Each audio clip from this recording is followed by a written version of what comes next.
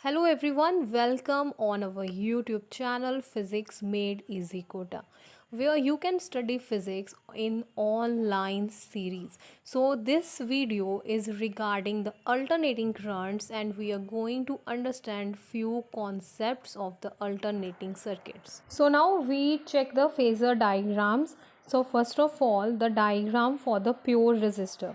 So in this diagram you can see that the phase difference between the current and the voltage is zero, because it is observed that both voltage and current have same zero, maximum and minimum values at the same time. So from their comparison we come to the conclusion that the voltage and the current across the resistor are in phase. Now the next topic we are going to understand about the alternating voltage applied to an inductor. So such a circuit is called as a purely inductive circuit. So for such circuit we know the voltage applied across it, V is equal to V naught sine omega t. The EMF is induced across the inductor, which opposes the growth of the current in the circuit, and EMF is given by minus L di over dt.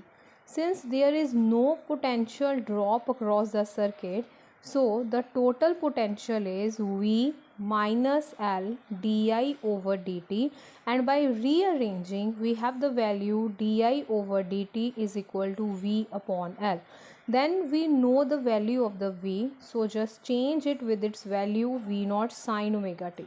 After doing the mathematic calculations, we have the answer I is equal to V naught L omega multiplied by minus cos omega t. Then apply the trigonometry function. We can change the cos omega t into sine omega t minus pi by 2, and the things, that is the V naught divided by L omega is equal to the I naught, which is called as a peak value. Hence our equation is modified into I is equal to I naught sine omega t minus pi by 2. So what about the phasor diagram for pure inductive circuit? We get two equations, one that is the voltage across the inductor, and the second equation that we solved in the previous slide is about the current across the inductor. By comparing both these equations, we see that current lags behind the voltage with the difference of the minus pi by 2. So it means that current lag behind the voltage by an angle of pi by 2. This can be represented in the given diagram. So you can see the phase diagram as the voltage is leading the current. So voltage is leading by the angle of the 90-degree that is shown in the phasor diagram. Voltage is in the xy positive plane and the current is in the xy dash plane. Similarly, we can draw the time diagram for along with the phasor diagram. So from the time diagram we can see that there is a phase difference, as there is the variation in the initial point of the current and the voltage, as when voltage start from the origin O, and therefore at the same time the current is lagging behind and it start from the minus I naught. Now we can calculate the inductive reactance. Inductive reactance is actually the resistance. This is a resistance or the opposition offered by the inductor to the flow of the current in the circuit. In other words, we can say that inductive reactance play the same role in the AC circuit as the resistance play in the DC circuit. So we know the formula of the I naught is equal to V naught divided by L omega. So apply the Ohm's law. According to the Ohm's law, we have I naught is equal to V naught divided by R. Then we compare both these equations, and as we can see clearly that the L omega has the same dimensions of the resistance R. So L omega is known as the inductive reactance. So L omega is known with the new symbol xi L, where omega is equal to 2 pi nu. So the xi L is equal to 2 pi nu multiplied by L. Now this graph shows the variation of the XIL with the frequency. As XIL is given by the formula 2 pi nu into L, which means that XIL directly proportional to the frequency for an inductor. So this graph represents that XIL increases linearly with increase in the frequency of the current. Now moving ahead with the alternating voltage applied to a capacitor.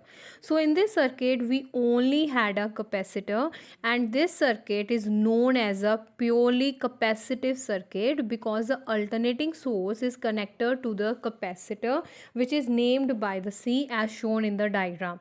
So first of all, as the voltage is applied, so we aware about the formula of the alternating voltage. V is equal to V naught sine omega t, and let Q be the charge on the capacitor at any instant, and we know the formula of the potential difference, that is equal to Q upon C.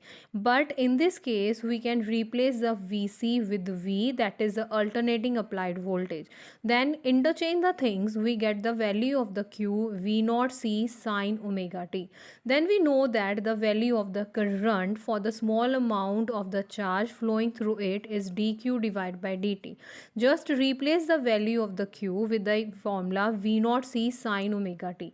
Do the derivative and we come to the equation V naught cos omega t divide by 1 upon C omega. So now we can interchange the cos omega t in the form of the sine so that it is easier for us to compare the equation of the current with the voltage, so that we can draw the phase diagram. So we could change the cos omega t in the form of the sine, that is the sine omega t plus pi by 2. So the final answer for the current is I is equal to I naught sine omega t plus pi by 2. So now we are wondering what is I naught here. I naught is actually given name to the values, that is the V naught divided by 1 upon C omega, which is called as a peak value of current. So we can compare the equations now for the current and we can compare it with the equation of the voltage. So now after comparison we see that the current leads the EMF by the angle pi by 2 for the case of the pure capacitive AC circuit. So in the phasor diagram you can see that current leads the voltage. Current leads the voltage by the angle of the 90 degree, and if you compare the phasor diagram with the time diagram you can clearly observe that the current is leading the voltage. Capacitive reactance is the effective opposition or a resistance offered by a capacitor to the flow of the current in the circuit. We get it equation by comparing the value of the I naught with the Ohm's law, and we conclude that 1 upon C omega has the same dimensions of the resistance, and this is denoted with the symbol xi c, which is known as a capacitive reactance.